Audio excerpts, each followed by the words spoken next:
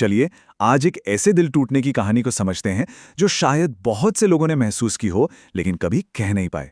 ये कहानी एक ऐसे शांत दर्द के बारे में है जो आज की डिजिटल दुनिया में पनपता है। और ये सब एक बहुत ही मामूली सी लगने वाली चेतावनी से शुरू होता है।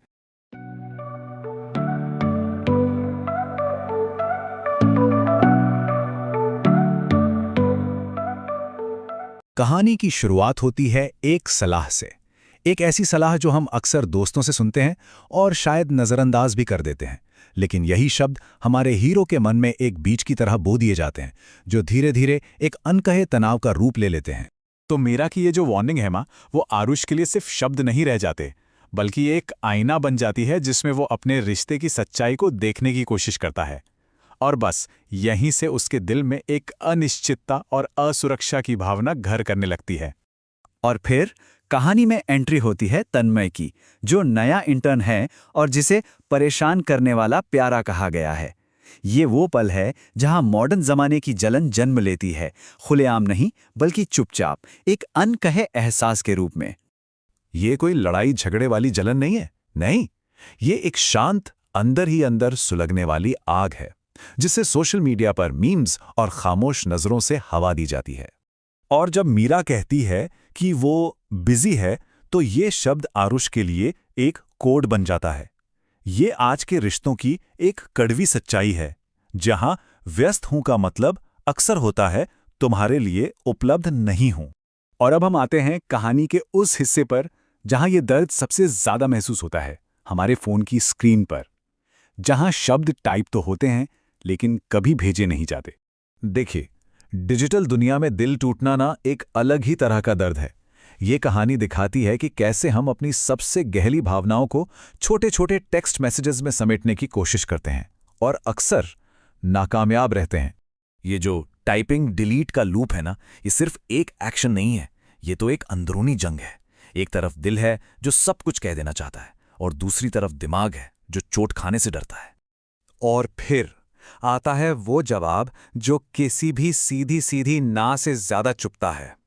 हाँ, ये एक ऐसा जवाब है जो आरुष को एक इमोशनल वैक्यूम में छोड़ देता है, जहां ना तो उम्मीद है और ना ही कोई अंत। लेकिन सारी उम्मीदें सिर्फ डिजिटल दुनिया में ही खत्म नहीं हो जाती। कभी कभी असल जिंदगी का एक छोटा सा इशारा उस चिंगारी को फिर से जला देता है जिसकी आरुष को तलाश है। कॉफी का ये छोटा सा मोमेंट आरुष के लिए किसी जंग जीतने जैसा है। ये दिखाता है कि एक तरफा प्यार में सबसे छोटी छोटी जीत भी कितनी बड़ी लगती है। ये जीत आरुष को एक पल की खुशी तो देती है, बिल्कुल देती है, लेकिन जैसा कि अक्सर होता है, ये शांति तूफान के आने से पहले की खामोशी होती है। और अब कहानी उस मोड़ पर पहुंचती है जहां सच्चाई सामने आने लगती है और दर्द की एक नई परत खुलती है, अप्रासंगिकता का दर्द। जब आरुष को ये पता चलता है कि तन्मय मीरा को उसके एक्स की याद दिलाता है, तो उसे एहसास होता है कि वो तो इस पूरी कहानी में कहीं था ही नहीं। ये सिर्फ दिल टूटना नहीं है, ये अपने होने पर ही सवाल उठाने जैसा है। और यही एहसास उसे एक ऐसी बातचीत की तरफ ले जाता है जहां शब्द तो कम होते हैं, लेकिन खामोशी बहुत कुछ कह जाती है। तो जब मीरा पूछती है क्या तुम गुस्सा हो, तो आरुष का जवाब मैं बस थक गया हूं सब कुछ बयां कर देता है। देखिए, गुस्सा एक ऐसी फीलिंग है जिससे आप शायद उभर जाएं, लेकिन थकान वो एक एंड पॉइंट है जहां से वापसी का कोई रास्ता नहीं होता। और अब कहानी अपने आखिरी पड़ाव पर है, एक खामोश अलविदा। यहां कोई ड्रामा नहीं है, बस एक शांत सी स्वीकृति है जो जुनून के शांत हो जाने के बाद आती है। मेट्रो में जब आरुष मीरा और तन्मय को एक साथ हंसते हुए देखता है, तो उसे अब दर्द नहीं होता। ये एक शांत सी एक्सेप्टेंस का पल है, जहां वो समझ जाता है कि कुछ कहानियों का अंत खामोशी से ही होता है।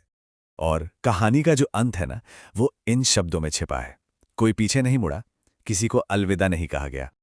और शायद यही असली हार्ट ब्रेक है, जब आपको एक अलविदा कहने का मौका तक नहीं मिलता।